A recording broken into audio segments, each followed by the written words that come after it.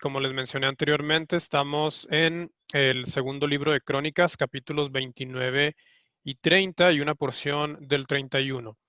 Vamos a ver primero que nada, mencionarles una información sobre estos libros de la Biblia, el libro de Crónicas. Quisiera aquí leerles algún dato sobre este libro, que por ejemplo, cuando se escribió la Biblia, la Septuaginta, la traducción al griego, en el título de este libro se le puso por nombre Paralipómenos, que significa asuntos omitidos de Reyes y Samuel. Entonces vamos a ver los libros de Crónicas como complementarios en algunas de las historias que encontramos tanto en los libros de Samuel y en los libros de Reyes. Y también algo que sucede es que, por ejemplo, Jerónimo, cuando tradujo este título en hebreo, el título original en hebreo, que es Dibre Haya o Dibre Haya, significa acontecimientos de los tiempos. Entonces, por ello es que ya cuando se le llega a poner el nombre en español, como habla de tiempos, por eso se le pone como Crónicas. Ahora, la última vez que estuvimos viendo un tema aquí en Crónicas fue la última parte de la vida de Salomón. Estuvimos viendo cómo es que Dios lo pone para que pueda construir el templo y cómo construye Salomón el templo y cómo Dios bendice a Salomón y a través de Salomón bendice a toda la nación. Pero al final de su vida, como él cae en idolatría, Dios le dice que por lo que ha hecho, el reino será partido. Y es cuando encontramos que se parte en dos, en Israel y Judá. Y Dios le dice que pues por amor a David no le iba a pasar algo a él, a Salomón, de que no iba a romperlo mientras él fuera el rey. Por esto sucede después, a partir del capítulo número 10 de este segundo libro de Crónicas, donde encontramos que Roboam, hijo de Salomón, comienza a reinar, pero luego también se divide y está Jeroboam en la otra parte del reino ya dividido. Y lo que sigue en segundo libro de Crónicas es ver cada uno de los reyes. Vemos el relato de qué sucede con los reyes. Se apartan de Dios unos, otros tratan de buscar a Dios. Pero el contexto en el que vamos a ver aquí a partir del capítulo número 29 es el reinado de Ezequías, quien es un rey que busca a Dios, es un rey que hace unas reformas muy importantes, para lo cual primero tenemos que ver cómo estaba la población en el reino de Judá en ese momento. Si leemos el capítulo número 28, un capítulo antes, cuando estaba reinando Acaz, se nos dice capítulo 28, versículo 2, dice que Acaz no hizo lo recto delante de Dios, sino que anduvo en los caminos de los reyes de Israel e hizo imágenes fundidas a los Baales. Quemó también incienso en el valle de los hijos de Hinnom e hizo pasar a sus hijos por fuego, conforme a las abominaciones de las naciones que Jehová había arrojado de la presencia de los hijos de Israel. Asimismo sacrificó y quemó incienso en los lugares altos, en los collados y debajo de todo árbol frondoso.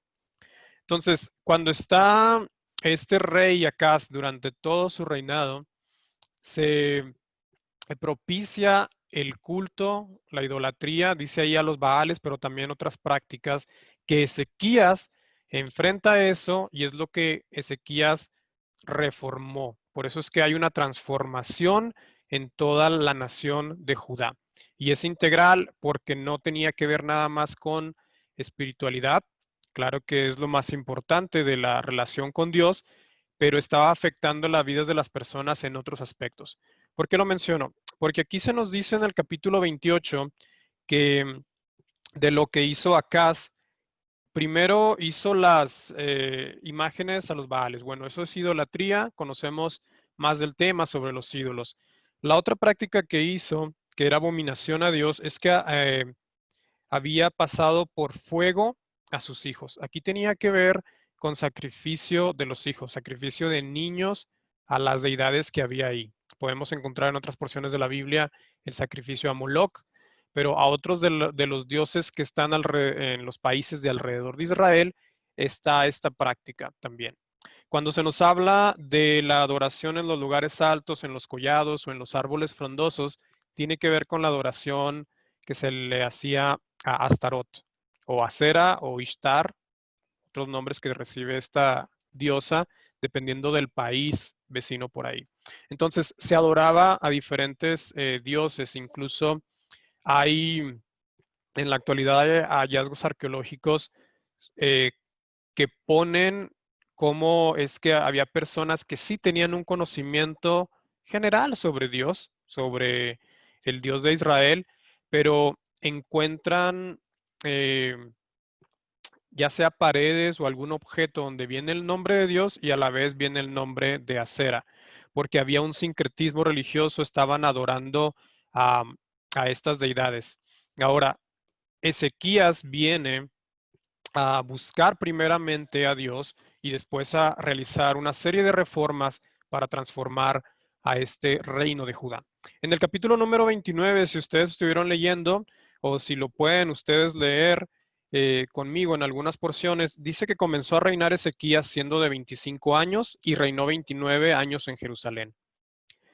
E hizo lo recto ante los ojos de Jehová, conforme a todas las cosas que había hecho David su padre. En el primer año de su reinado, en el mes primero, abrió las puertas de la casa de Jehová y las reparó, e hizo venir a los sacerdotes y levitas y los reunió en la plaza oriental.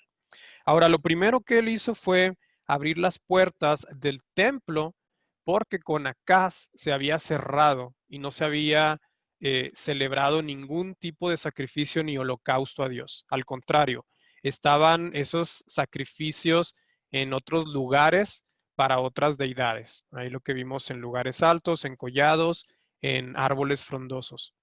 Y tenían ídolos también, en este caso, en la casa real de Acaz o en las casas de las personas, estaba toda esta práctica. Se habían olvidado de buscar a Dios, se habían olvidado de buscar a ese Dios que hizo milagros y que engrandeció a este Israel con David y con Salomón y que les bendijo grandemente, se olvidaron por completo de Dios.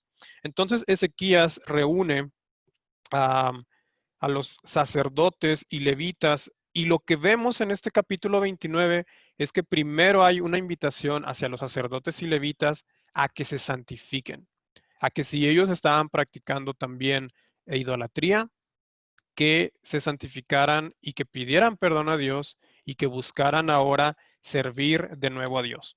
Esto está en los primeros versículos, pero si vamos al versículo número 6 y hasta el versículo 9, podemos ver ahí la situación que pasaba. Dice versículo 6 del capítulo 29.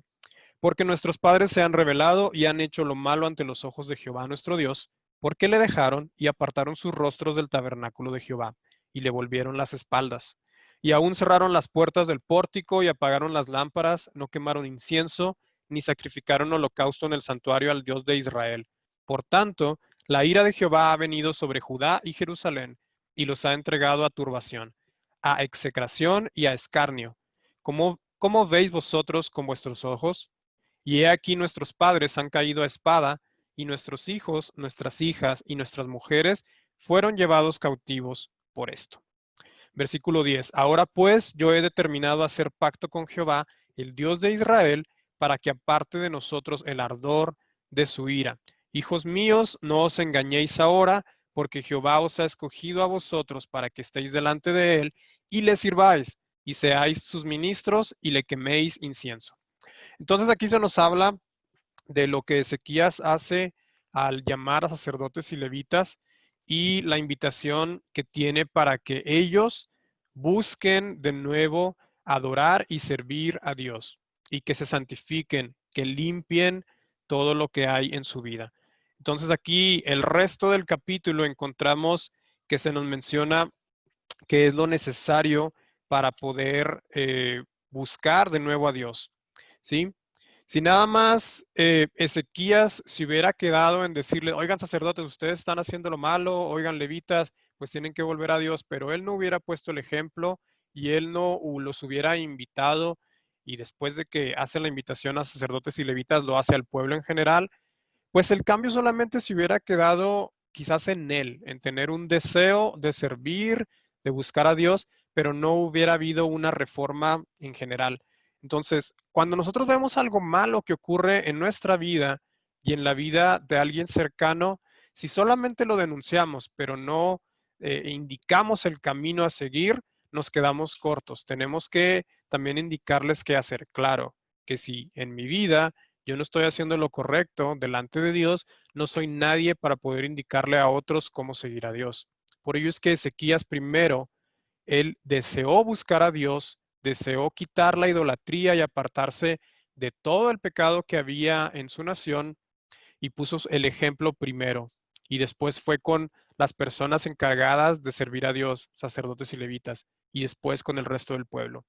Y cuando ustedes leen o que puedan leer el resto del capítulo 29, vemos cómo es que las personas comienzan a responder para llevar el sacrificio a Dios, presentan sacrificio y presentan alabanza a Dios. Obvio, como ahí él dice, primero abrió las puertas y tuvo que limpiar. Quizás ahí podemos imaginarnos que tuvo que sacudir porque por tiempo no se había utilizado el templo. Tuvo que haber una limpieza no solamente física del templo, sino una limpieza en la vida de cada persona, de buscar quitar de ellos esa maldad, el pecado, todo lo que había de prácticas abominables para Dios y pedir perdón y ahora pedir que Dios estuviera con ellos de nuevo. En el capítulo número 30 encontramos cuando Ezequías celebra de nuevo la Pascua, que no se había celebrado. Dice que la Pascua no se había celebrado como estaba instituida en la palabra que debía de celebrarse. Esta celebración, recordemos que cuando Dios hace el mandato de celebrar para recordar cómo es que Dios saca al pueblo de Israel que estaba cautivo en Egipto, les dice, tienen que ustedes transmitirlo de generación en generación, tienen que decirle a sus hijos y a los hijos de sus hijos sobre lo que yo he hecho con ustedes. Y en estos reyes que se apartaron de Dios, pues no lo hicieron, no se hacía esta práctica, entonces las familias como no practicaban la celebración de la Pascua, pues no se lo transmitían a sus hijos. Entonces nosotros también cuando enseñemos a nuestros hijos la adoración a Dios, tenemos que enseñárselas en una manera práctica de estar con ellos, no nada más limitarnos a llevarlos al templo y que ahí aprendan, sino tenemos que estar con ellos, orar con ellos, orar por ellos, estar leyendo la Biblia con ellos y que ellos vean también el ejemplo en cada uno de nosotros. Entonces, comienza a celebrar la Pascua y la Pascua eh, tenía que ser celebrada en el primer mes del año, pero por todo lo que estaba haciendo Ezequías de reformar y de transformar todo lo que ocurría en su nación, en la Biblia encontramos en este capítulo 30 que termina por celebrarse en el segundo mes. Pero bueno, dice que el rey Ezequías y los levitas que ya habían sido santificados, que se habían limpiado, sintieron un deseo de volver a los principios dados por Dios. Pero tuvo que darse este cambio en tiempo. Por eso es que se celebró hasta el mes segundo del año y no en el primero, como Dios mandó anteriormente. Entonces aquí podemos entender que como convocó a toda la gente, tuvo que pasar un tiempo para que todos se santificaran y estuvieran listos para celebrar la Pascua, para que llegara la información a todas las ciudades, a todos los pueblos, para que ellos también pudieran celebrar. Ahora aquí vemos que cuando se hace la invitación al arrepentimiento y a celebrar la Pascua, van respondiendo las personas y vemos cómo hay una unidad ahí.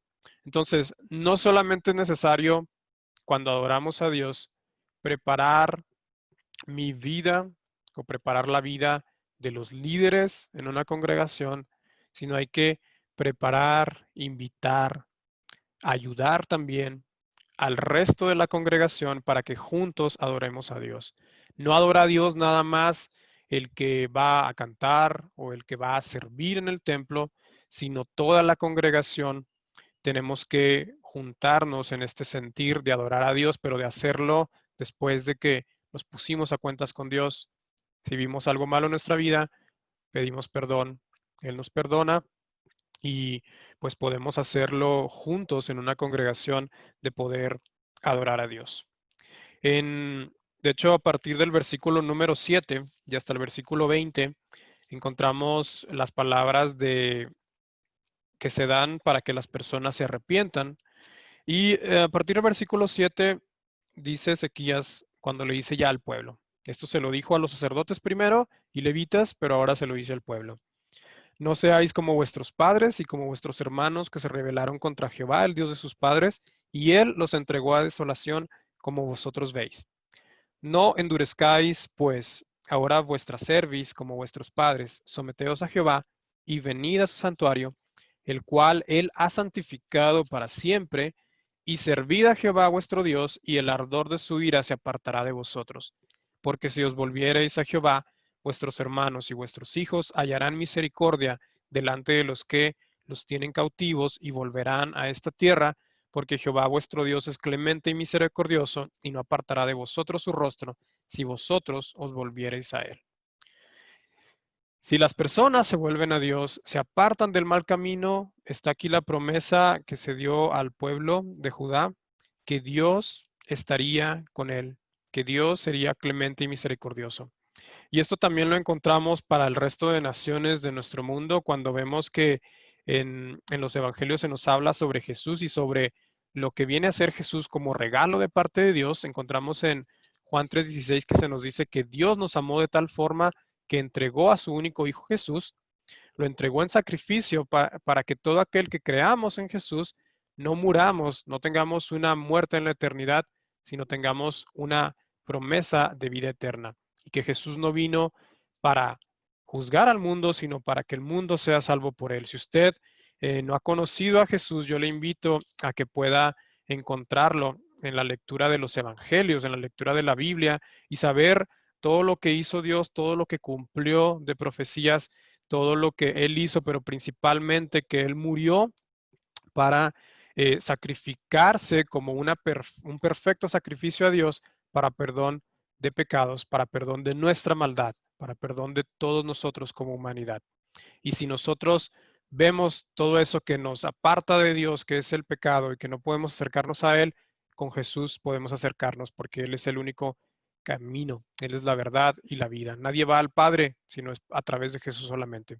Por ello es que tenemos que ver a Jesús, voltear a verle, aceptar su sacrificio, pedir perdón y podemos acercarnos a Dios como este pueblo de Judá se pudo acercar a Dios después de la invitación que Ezequías hizo de que ellos no hicieran lo mismo que sus padres, sino que se volvieran a Dios.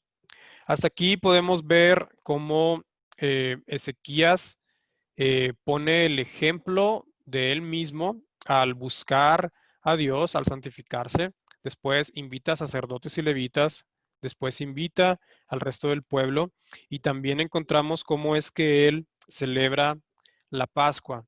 Entonces, se restablece estas situaciones en la vida de las personas que al poder celebrar la Pascua, al poder adorar a Dios, al poder tener esa presencia de Dios ahí en su pueblo, cuidándoles, bendiciéndoles, pues eh, no había ya un temor de qué iba a pasar, porque al adorar a los otros ídolos de los que hablamos al principio, las personas se veían obligadas a sacrificar a sus hijos o a hacer otro tipo de sacrificios donde había ahí una actividad demoníaca de las deidades que tenían por los ídolos que estaban ahí. Entonces podían estar oprimidos por estas deidades, por estos ídolos que tenían, pero cuando Dios está ahí con ellos por la decisión que toman de limpiarse, de derribar los ídolos que estaban en las casas, en los lugares altos, pues la presencia de Dios puede estar ahí, porque aquí, como leímos, dice, ustedes pueden hallar misericordia, pero ustedes tienen que volverse a Dios para que Dios no aparte su rostro de ustedes. Hay que volverse a Dios. Y dentro de estas reformas o transformación que hace Ezequías también va el de la destrucción de los ídolos, de las prácticas que tenían las personas ahí, que habían aprendido, que hacían su familia también, las destruyen. Y las destruyen en los lugares altos, los destruyen donde había altares, como vimos en los collados, en los árboles frondosos, donde había las imágenes, las destruyen. Entonces, Ezequías hace la invitación al arrepentimiento y el pueblo se arrepiente, pero lo que sigue ahí es que para que ellos no quisieran volver a esa práctica pecaminosa, abominable, pues viene la destrucción de todos estos lugares y de todos los ídolos. Ahora, en el capítulo número 31, el primer versículo se nos dice que cuando ya se hizo todo esto, todos los de Israel que habían estado allí salieron por las ciudades de Judá y quebraron las estatuas y destruyeron las imágenes de acera y derribaron los lugares altos y los altares por todo Judá y Benjamín y también en Efraín y Manasés, hasta acabarlo todo. Después se volvieron todos los hijos de Israel a sus ciudades, cada uno a su posesión. Entonces ahí es donde vemos que todos cuando se arrepienten destruyen las imágenes y después Ezequías reorganiza el servicio de sacerdotes y levitas, el servicio que había estado inaugurado por David, posteriormente con Salomón ya en el templo. Ezequías hace toda esta reforma para que se pueda adorar a Dios, para que se puedan celebrar cada una de las fiestas solemnes, no nada más de la Pascua, para que puedan presentarse el sacrificio con lo mejor. De hecho, si ustedes leyeron o pueden leer el capítulo 29 y 30, ahí podemos ver la cantidad de holocausto que se da a Dios, que se presenta por la cantidad de animales que se mencionan. Y recordemos que tenían que presentarse lo mejor de los animales, no eran los animales que estaban sin una pata o que no podían ver bien, sino que sacrificaban lo mejor para Dios.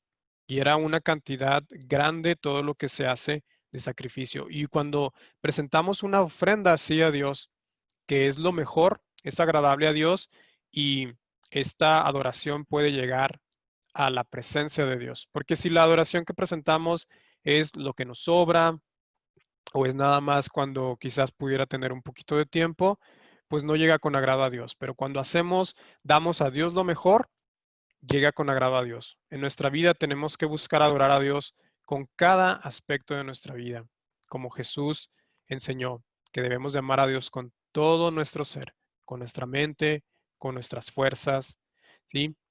Amarlo con todo nuestro ser. Y cuando lo hacemos así, el trabajo que realizamos en la empresa donde estemos, lo hacemos como adoración a Dios. El estudio que hacemos en la escuela que estemos es para adorar a Dios, para glorificar de ahí donde estamos. No nada más lo que hacemos dentro del templo, lo que hacemos como congregación. Lo que hacemos en cada aspecto de nuestra vida viene a ser una adoración a Dios si es que lo estamos haciendo nosotros dándole a Dios lo mejor. En resumen, nosotros para que podamos realmente vivir en la obra y poder de Jesús con todo nuestro corazón, tenemos que saber que lo podemos hacer solo a través de la guía del Espíritu Santo y que el Espíritu Santo sea el que nos dirija a poder quitar lo que nos estorba. Si es que en nuestra vida pudiera haber idolatría y no necesariamente que usted tenga unas figuras en su casa, que tenga un nicho donde se adore algo, sino que a veces podemos tener como ídolo a una persona cercana o podemos tener algún artista, alguna persona famosa o como ídolo podemos tener el dinero o las posesiones. Si eso está ahí como impedimento, no vamos a poder acercarnos a Dios de verdad. No vamos a poder sentir la bendición de Dios, no vamos a poder sentir de su guía a través del Espíritu Santo y tenemos que quitar esa idolatría. Ezequías se dio cuenta de lo que habían hecho su padre, las personas antes, y él decidió buscar a Dios y realizó todas las reformas de las que ya hablamos.